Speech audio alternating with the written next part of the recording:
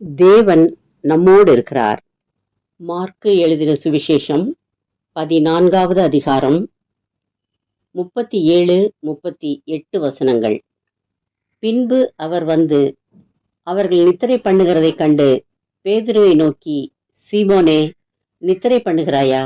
1 மணி நேரம் நீ விழித்திருக்க கூடாதா? நீங்கள் சோதனைக்கு உட்படாதபடிக்கு விழித்திருந்து ஜெபம் பண்ணுங்கள்.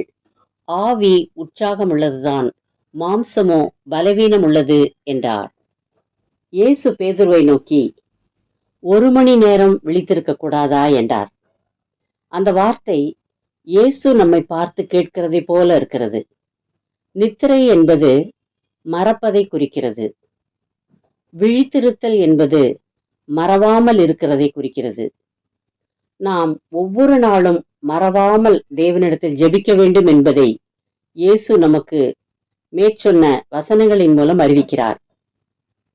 நாம் ஜெபிக்கிற போது நம்முடைய ஆவி உற்சாகம் அடைகிறது. அதனால் இயேசு நம்மோடு இருந்து நம்மை வழி நடத்துகிறதை தெரிந்து கொள்கிறோம்.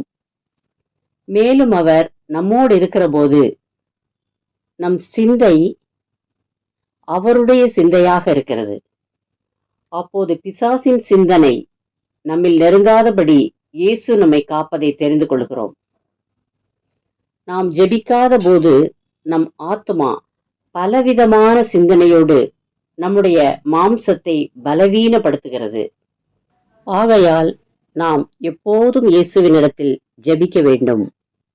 அவர் நம்மோடு இருக்க வேண்டும் என்னும் நோக்கத்தோடு இயேசு உலகில் வந்து சாத்தானின் செயலை அழித்து நம் ஆத்மா எப்போதும் உற்சாகமுள்ளதாக வைத்திருக்க அவர் நமக்காக சிலுவையில் பல பாடுகள் பட்டு நம்மை பரிசுத்தமாக்கும் வழியை ஆயத்தப்படுத்தியிருக்கிறார்.